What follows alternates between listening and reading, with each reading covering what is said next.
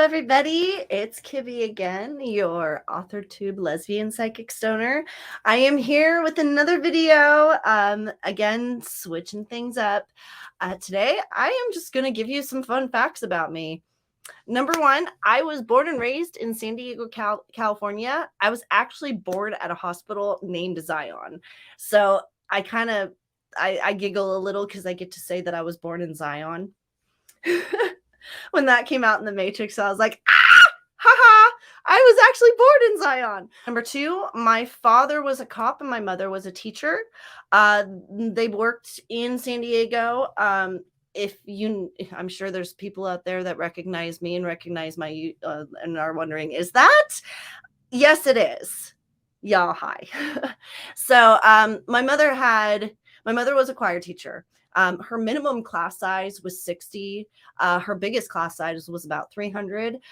She also did musicals that she opened up to auditions to the students every year. My mother was amazing when it came to her production quality with her musicals. So, and any of her former students can advocate to that. And my father was that man. He taught me survival. He taught me laws, and he taught me how literally not so much how to work around them, but what you're basically the laws. And he's actually the one that I owe a little bit of a thankful for, because if he hadn't got me so interested in law, I would have never been interested in law and found Emily D. Baker and her amazing channel, which shout outs to you, Emily. I love Emily D. Baker is an awesome law tuber if you guys haven't checked that out. So I'm a fan of LawTube, but I belong to AuthorTube. Number three, I was raised in a Roman Catholic family. I was actually baptized, had my first communion and my confirmation, and I altar served. And if any of you know, 30 years ago, a female altar serving in a Catholic church was kind of rare. So it was a new thing. So I actually got to do that. Truthfully though, the entire time, every time I went to church, I felt like crying because I felt like we were kind of missing, like something was missing. And playing in Chikorita Creek and learning through my own experiences of, at the time is what I thought was my imagination, and some of it maybe was, and now I know some of it wasn't. I kind of put together my own religion. And when I went to college, I took religious studies and found out that I'm kind of a combination of pagan and Wiccan, and realized, and then after talking to my family, I actually found out that my Italian side, I'm a descendant. I'm like a 10th generation witch or something like that. I forget how many generations there are, but that's what I was told. So I was raised Roman Catholic, but I evidently found my true calling my own way. And so that's why I truly believe that I am what I am, because I did. I figured it out. I kind of thought I made up my own religion, and then found out that it actually already existed. There's people that already practiced it. And yeah, so that's what I do now. Number four, I owned my first computer at the age of 12. I think it could have been 10. Bear with me on a couple of years there. I know that we had the first Mac that came out with the green screen. It was like that big, and it had the little disk drive in it, and the screen, like the actual screen was only like that big, and it was green and gray. And then once the colored Apple computers came out, if you all remember, with the mouse and the laptop and the keyboard and everything, it all matched. My mom got one for each of us because my sister and I were about to go into, I think middle school, and she wanted us each to have a computer. She needed a computer because her job mandated it. That's actually how we got the first computer, I believe. And my first experience with hacking, I didn't get away with much when I was younger. I really didn't, because truthfully, I didn't do anything out of vindictiveness. It was pure curiosity, and oh my gosh, curiosity got me in trouble so many times. I've learned to curb that. I got my first pager at 14, and I got my first cell phone at 16. Though I was exposed to cell phones before that because my father was a cop, and he, because of what he did, he had a cell phone for work when they first came out, and full Saved by the Bell. If you guys remember Zach's phone, my dad had one of those. So I didn't get to touch it. It was meant for emergencies only. It was kept in a special place. I wasn't allowed to touch it, but I do remember seeing it. I remember cleaning and seeing it and going. So, but I was a good kid and I didn't touch it. Number 5, favorite childhood memory is my favorite childhood memory is actually a trip to Yosemite. And we went with my mom's friend Jelaine and her family, and we went to a waterfall called Rainbow Falls. And at the time, the water levels were lower, and my sister and I were going up to investigate. I wanted to jump, and as we were walking up there was a group of probably 20-year-olds. Granted, too, I was about 10 years old at this time. And, they asked me and my sister where we were going. And I was like, oh, we're going to go jump off the waterfall. And they're like, oh, you can't handle the big jump, huh? And I was like, big jump? Big jump? What big jump? Big jump. And they pointed up to this cliffside and I'm watching these guys scale this cliffside going up, and I was like, oh, and my sister's like, no, let's go. And I was just like, oh, okay. So I kind of started walking with my sister, and then as soon as she was far enough, and I'm so sorry to my sister, because now that I think about it, oh my gosh, the stress that you probably had wondering where the heck I went. I'm sorry. Now that I look back on it, I just want to apologize. If I had looked at that from a different angle, I would have never done it. So I just want to apologize. But she kept going. I turned around, ran back, hiked up that cliff.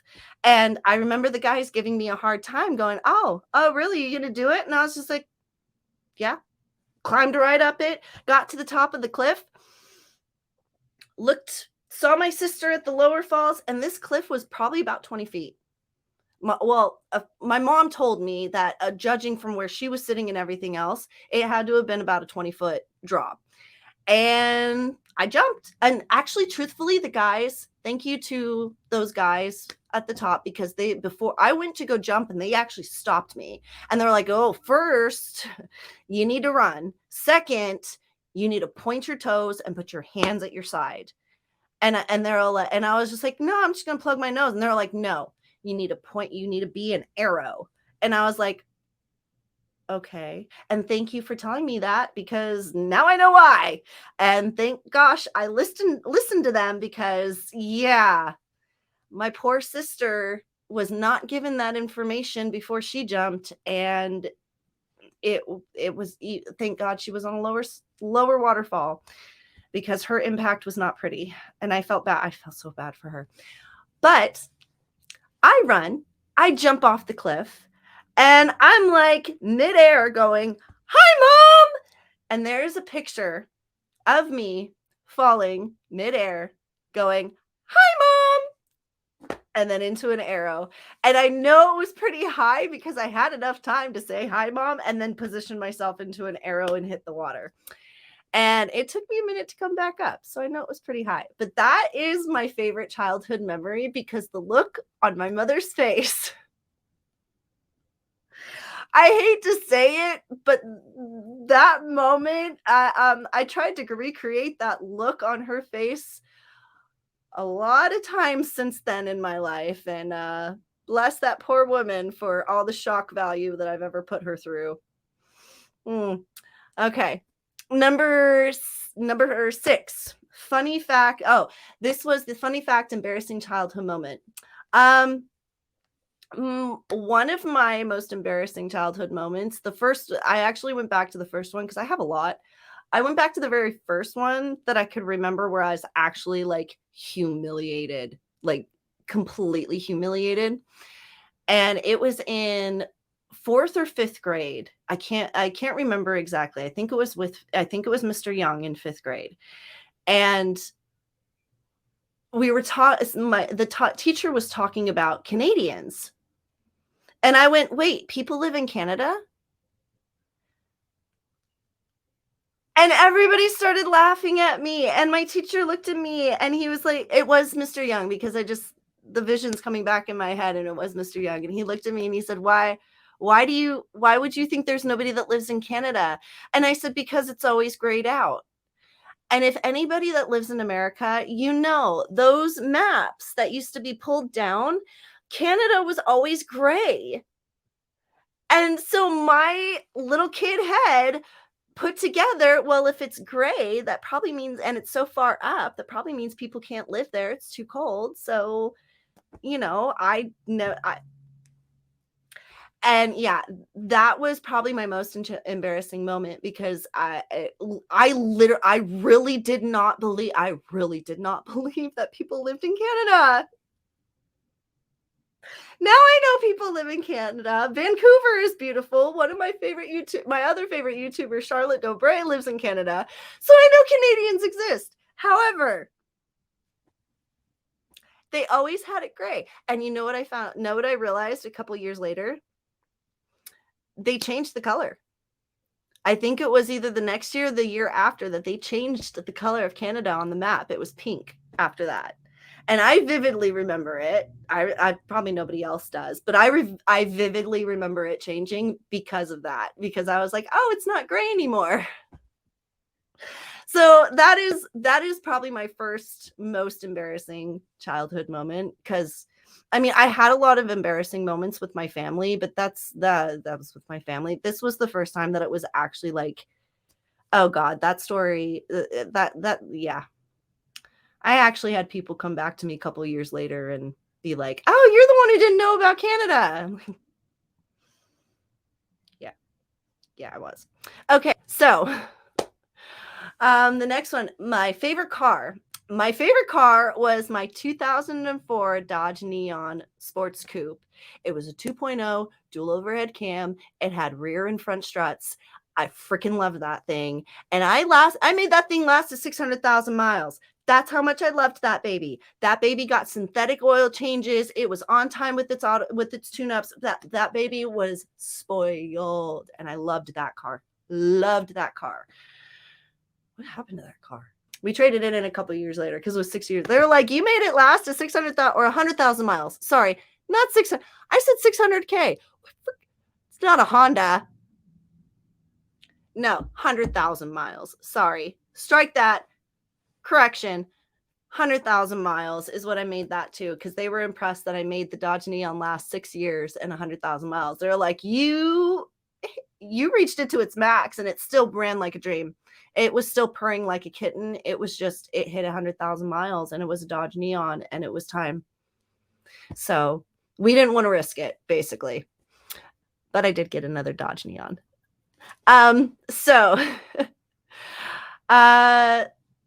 Shocking facts. So I have a couple of these under here. First of all, the first one is that I was diagnosed with ADHD when I was 7.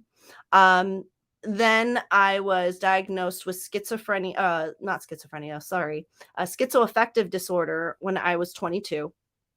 I was engaged at the age of 17.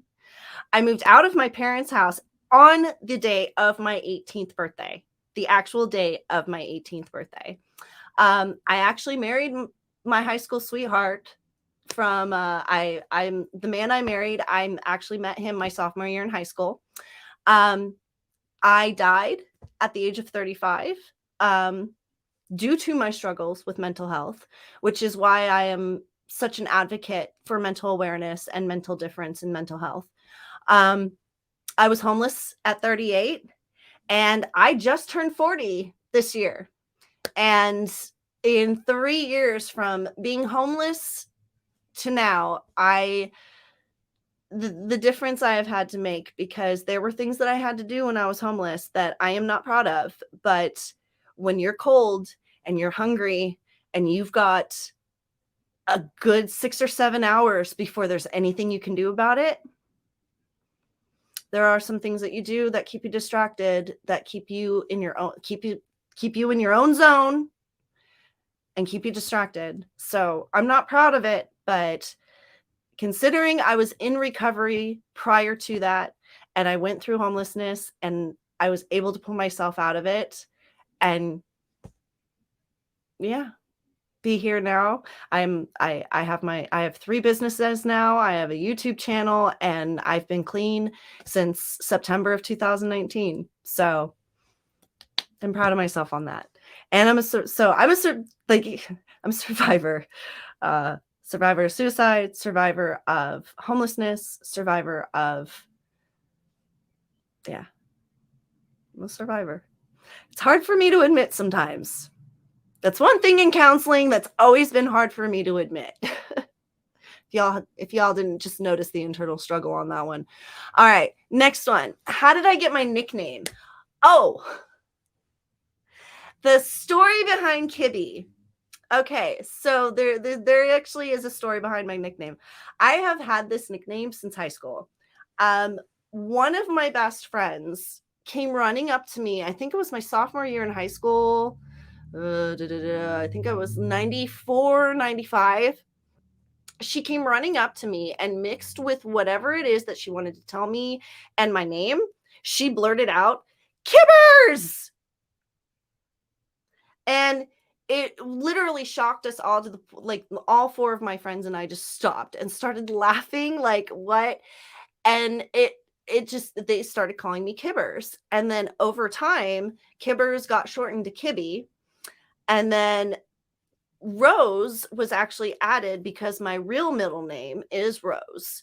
And it just KibbyRose had a nice ring to it. So it went from Kibbers to KibbyRose. And KibbyRose also happened because my license plate, somebody somehow already had Kibbers. So I ended up having to change the way it was written on the license plate, and it ended up looking like KibbyRose.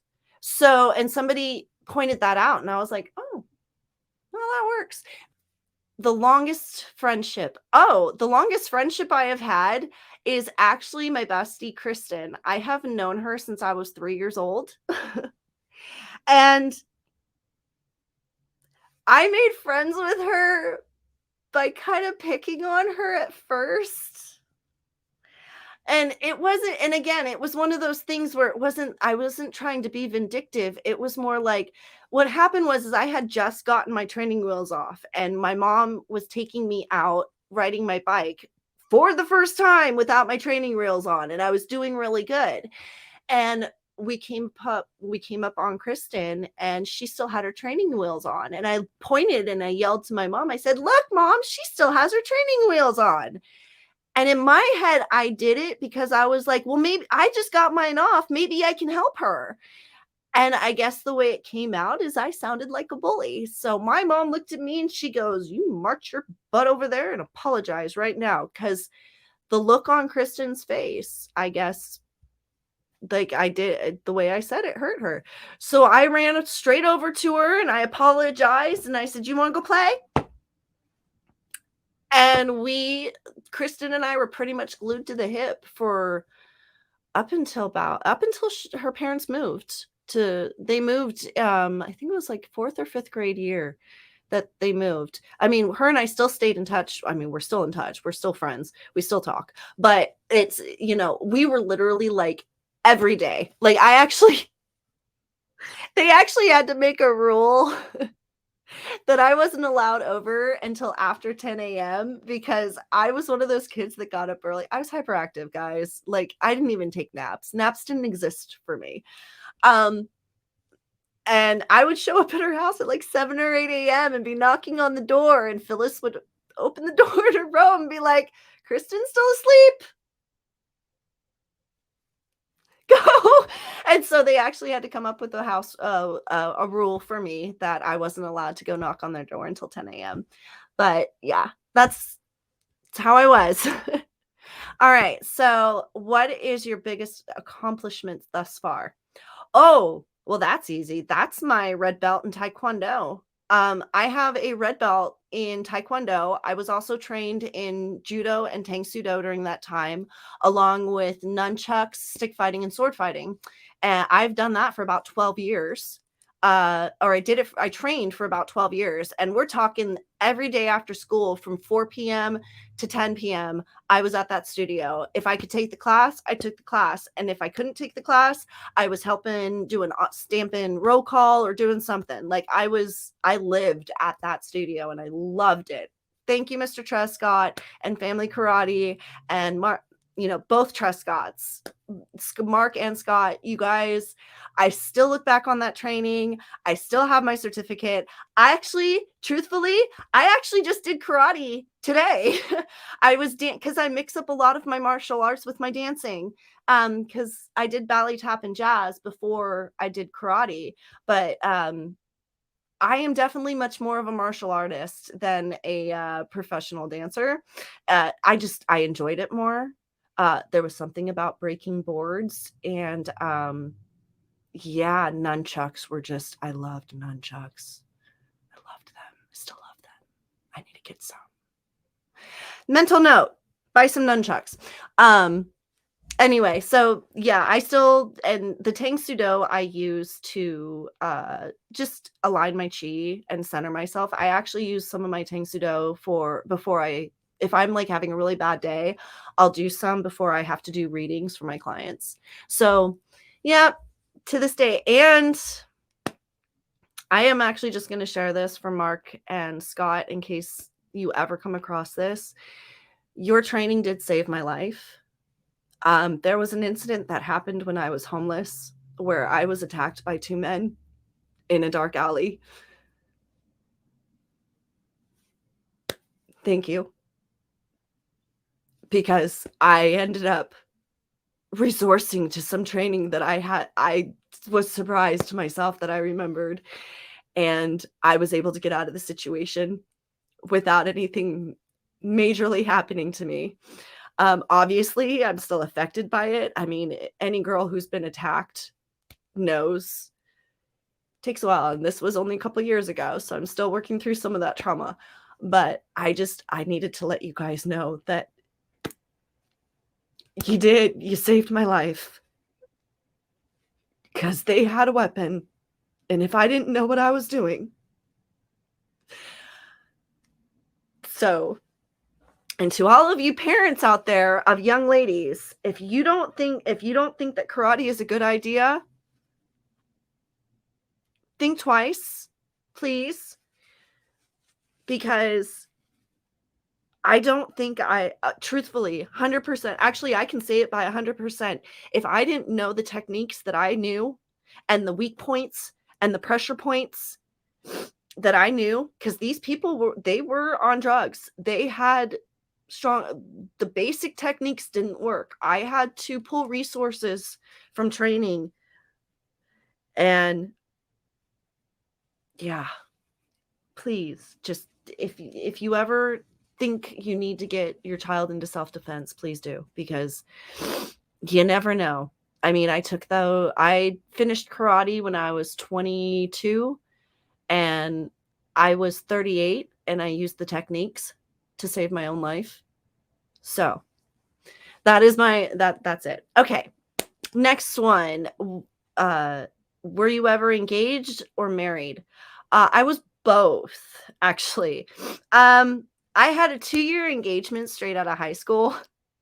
Guys, I'm a serial monogamist. I'm sorry. It's the truth. Because I went from a 2-year engagement to a 6.5-year relationship after that, straight into an 11 years. And the 11 years was actually the high school sweetheart. Actually, all three of them were high school sweethearts. I obviously was trying to fulfill a vision for someone else because all three of these persons were men. And I now am a bona fide lesbian. The interesting part is when I was dating these men, I was dating women too, or I was allowed to, or I had permission to, or in between the relationship, I was dating women. Women were always in my forte. well, that's a fact I'm going to throw in there. I actually came out as bisexual when I was 14. Yeah. Back in 94, back in the good old days, it definitely, I have to thank the lucky stars that I was born and raised in a very liberal place. Surprisingly, a lot of the friends that I told, number one, either weren't surprised, or number two, were more curious about it than anything else. So my parents, my mom, evidently already knew. My father, on the other hand,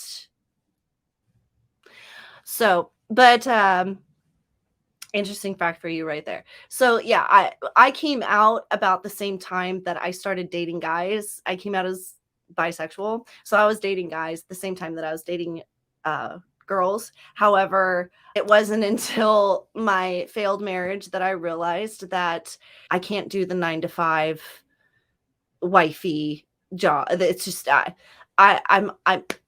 I'm so scatterbrained and I'm so independent. Like, truthfully, even I have come to realize that when I'm in a relationship, the person has to be kind of as independent as I am. Because granted, I like having them close, or I like having communication with them, but I like also being able to do my own thing and have them do their own thing.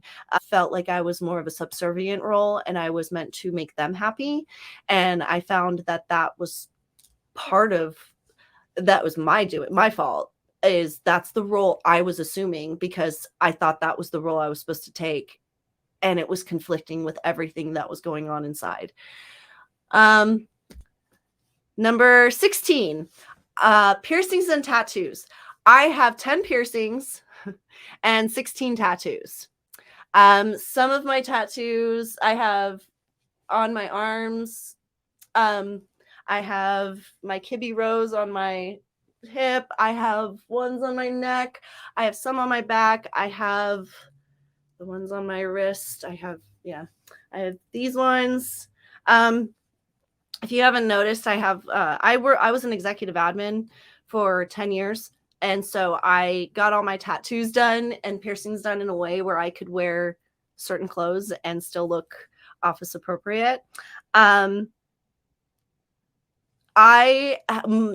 majority of my tattoos, except for 3, are all done by the same person. I also have Alice in Wonderland piece, and it's on my thigh, obviously.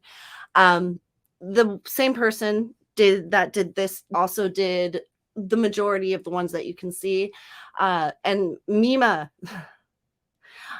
I won't let anybody else tattoo me. Truthfully, I've tried. I can't do it. If I don't find you to do, I won't be getting any more tattoos. Like, I need to find Mima. Mima, where are you? I need to find you again. I definitely need to add the date of my YouTube channel onto my ribs. Anyway, and I want one on the back of my neck. But call out, reach out, Mima. If you remember me at all, if you remember these tattoos at all, I need my tattoos. Anyway, next question. Odd fact. Oh, odd fact. I have had a toe ring for over 25 years. My little toe, you guys can see. I got it with one of my besties at North County Fair Mall when I was like 14 or 15. Yeah, and I've had it for 25 years. My toe has grown around it, and I can't get it off. It won't come off. I would have to cut it to get it off. It's not causing any problems, and I've had no reason to take it off. But we have attempted to take it off, and another fun fact. I used to be deathly afraid of the snow. Truthfully, and I almost got arrested for it. It was my ex-husband's band. We had just finished the album, and they decided that we wanted to go take a break and go up to Big Bear Mountain. One of the band members' family had a timeshare, So we went up there. Me being born in SoCal, I was an avid backpacker and outdoorsy person, but my mother was not a fan of the snow, and my father, I don't remember him taking me camping much during the snow, truthfully. So I had never experienced real snowfall before. I went into a full-blown panic when we were leaving because the snow started coming down pretty heavy, and I actually felt like I was being buried alive. And I freaked out. And if you know me, I can sometimes make a big deal about things. I was freaking out in the car, screaming at them because they decided that they wanted to stop at the top of the mountain to get pictures in the snow, which now that I look back on it after living in Washington for 2 years and now living in Tennessee, I'm like, eh, I I I love the snow now. Love it. Absolutely love it now. It's kind of funny. Things change. But I was screaming and yelling and freaking out, and the cop came over and asked me if everything was okay. Said no, and he said, if you don't calm down, I'm gonna have to take you in. And then he suggested to my boyfriend that to get me the hell off the mountain. So yeah, I used to be deathly afraid to the snow to the point I almost got arrested. Next one. Can you skateboard, snowboard, or ice skate? No. To all of the above. I can't.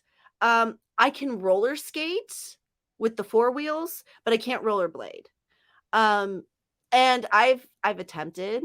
I actually had an ex-girlfriend who was an avid skateboarder, and she tried to get me to ride it one day, and she actually referenced that it was kind of hilarious, and she was never putting me on a board again because somehow I was standing on the board, she was holding my hands. As soon as she let go of them, she said I seriously did a 360 and back on my back. Somehow I spun on an axis and landed on my back. And she was just like, how did you do that? And I'm like, I don't know. So I've tried, I've attempted. I can dance. I have amazing balance. I stand flamingo style all the time. Just if I have to stand in line for too long, one of my legs is up and I'm standing flamingo style. But I can't skateboard or snowboard or ice skate. I don't know why. I don't know why. Weak ankles? I have no idea, but I can't. Next, have you ever had any professional lessons? Yes, I have. Other than karate, my mother, because of what she did professionally, I was open to a lot of experiences. I had professional vocal and acting training, professional dance training, professional choreography training. I also worked with her in regards to the musical. So I learned lighting, the lighting board, the sound board. I learned how to be a stagehand. I learned about the catwalk. I learned about all the fun chords. I learned about costuming, makeup. I mean, I often needed to be kept an eye on because I was a hyperactive child. And one of the ways they solved this problem for me not driving my sister crazy was that I would hang out with my mom while she did musicals. So January to May, pretty much every year, I was hanging out watching musicals being created. My mother was also a very, very big advocate about getting experience for her students. So I spent many a day at Disneyland, Magic Mountain, and Universal Studios with working either with the choir program, Magic Music Days, Disney Magic. There was I forgot what Universal's was, but we even did a 2-day workshop at Disneyland. I even worked for Disney for a little while. I auditioned for Disney on multiple occasions. So I wasn't in the industry, but I was pretty darn close to it. I mean, my mother was recognized on a national level for her musicals, and a lot of her students have either continued to Broadway or into the industry or are actually performers and teachers themselves. Um, my mother was an amazing teacher. She really was. She was damn good at what she did. The next thing, any hidden talents I have. Well, I can play piano and violin. That is a talent I have. I can also read sheet music. I can read and write sheet music. I know how to tell what key it is, what the tempo is, if it's a minor or a major. Again, it's because it's because of her career and spending years and years watching and listening. I also was a student of my mother's. Another fun fact. My mother is the only teacher that has ever given me detention. The only detention I ever got was from my own mother. Yeah. We even had a parent-teacher conference. You want to talk about a psychological mind? Okay. Sit in the middle of the table while your mom is on one side, and your dad is on the other, and they're going, "Well, hello, Mr. Da da da da. Oh, hello, Mrs. Da da da da. Oh, I'm here to talk to you today about your daughter." What? What? Oh, I had a couple sessions of counseling to get through that one. Truthfully, that was such a psychological mind mess up on that one. Have you ever been on television? Yes, I have. Not in the way I wanted to be. My mother was being recognized on the local news network, and completely offhand, unprepared, literally right before they said we're live, they came up to me and said, "You sit here, we're going to ask you a question." And I was like, "Huh, what?" And my mom was just like, "They're going to ask you a question." And then it was 3, 2, 1, live. And this is Katie. And I was just like, ah. So yeah, my first experience on TV was literally them just shoving a mic in my unexpected and unprepared face.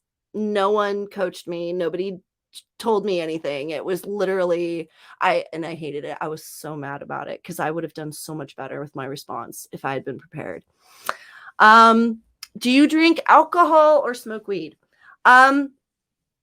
Yes and yes. I am a stoner. I born and raised in Cali. Prior to it being for medical purposes, I did it for medical purposes. Even though I was on the amount of psych meds that I was on, I found that marijuana was able to it was better than a Klonopin. I'm just going to say it. I would rather smoke weed than take another pill. And with the cocktail of pills that I was taking by the time I hit 20, I really wasn't eager to add another one on, and smoking weed worked. So, and then as soon as it became legalized, I got I got my card and everything. So, but yeah, I am a stoner. Alcohol, on the other hand, no. You will very rarely see me with alcohol in my hand. It would be for a very special occasion. I don't like the way I am on alcohol. I'm not a good drunk. I am a sloppy drunk. I know this, and I don't like it, which is one of the reasons I don't drink. So yeah, but that's my answer on that one. Okay. What is your weirdest experience? Oh, my weirdest experience. Okay. It's kind of funny. Again, it's kind of like the embarrassing moments. I have a lot of weird experiences because I'm just me, myself, and I'm just weird.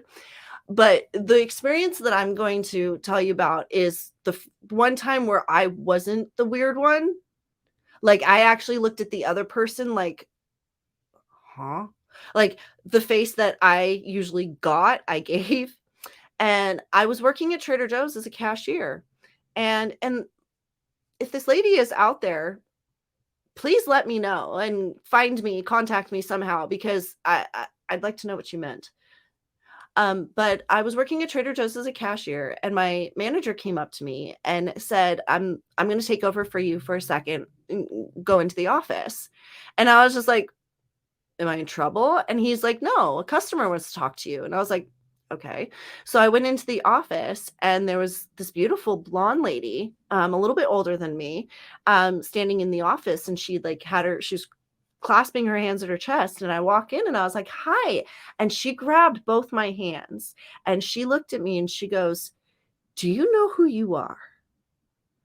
And I was like, truthfully, and this is why I want to find this lady, I said yes, simply because the entire situation completely freaked me out. I had no idea who this lady was. I had really no idea what she was talking about. And the way she said it to me, it was like this woman had knowledge about me and my past that was a revelation. And considering what I've been through and what I have found out since then, and what I might be finding out soon, I'm curious to find that lady. And what did you mean? What were you talking about? I wish I had said no so that I could ask you again and be like, no, wait, can we go back? I need to know what she was talking about, because now I'm like super curious. But that was my weirdest experience, because to this day I still think back on that and go, what was she talking about? Seriously, what was she talking about? So anyway, and then number 25. Oh, we're on the last one. What is a unique trait that you have? Oh, well, other than being a psychic, which is, I guess, a pretty unique trait. Well, okay, I'm going to do 2 then, because a lot of people ask me how, like, I'm a little bit different of a psychic than most psychics. I do use tarot cards and everything else, but I'm just going to explain it to you guys the way I explain it to my clients. I have telepathy. I am also, because I've crossed over and come back. Telepathy I've had my whole life, since as long as I can remember. I never told anybody about it because it was just easier for me to test it, because it's not 100%. I'm just going to tell you that. But believe me, I know what people are thinking. And over long distances, by the way. So that I have telepathy. I can also talk to angels, and then I can see your lifeline. And from there, I basically create a trifecta. I see where you want to be, I see where your angels need you to be, and I see where you are in life, and then I guide accordingly. Because I believe in free will. Sometimes how your angels want you to get to a destination isn't necessarily how you want to get there. And I'm all about that. As long as you're not creating negative karma or tripping yourself up in the process, let's get you there with the way you want to get there. And that's why I work that way. So that's one unique thing about me. The other unique thing about me is I have come to find out that I have an eidetic memory. Which right now I am going to put out a huge formal apology to all those people that I ever got frustrated or angry at because they couldn't remember something that I could remember extremely vividly. I didn't know that the way I could recall memories was unique. Truthfully, no, that out of all my years of psychological counseling, and even through psychological counseling, them discovering that I was an empath and I was psychic, no one pointed out that I had an eidetic memory. It had to come from a friend that I talked to for a while, and she was just like, you have an eidetic memory. And I was just like, what does that mean? And I looked it up and I was like, I do. I can even recall memories from when I was 2 years old. I can recall memories from my childhood bedroom. I can recall memories of I can tell you exactly how my room was set up back in a house that we moved from before I was 2. I told my mom about a car that they owned that they got rid of before I was 2. So there's just the and so that's one unique thing about me is I have an eidetic memory. I am able to recall memories in vivid format, and like even down to the shirt or the pair of shoes or the way the person's hair was. It's very weird. But all right, that is the end of our list. I did not expect that to be that long, but if you've made it to the end, thank you so much for joining me and sitting through and listening. I appreciate it. Go ahead and if you want to, hit that like and subscribe button. So when I do another video like this, you'll be let know. Come and see me Monday, Wednesdays, and Fridays for AuthorTube sprints, and maybe chit chat along with me. Share some fun facts with me in the chat, or even send some comments. Comment below if you liked the video, and I will see you guys next time. Yeah. Bye for now.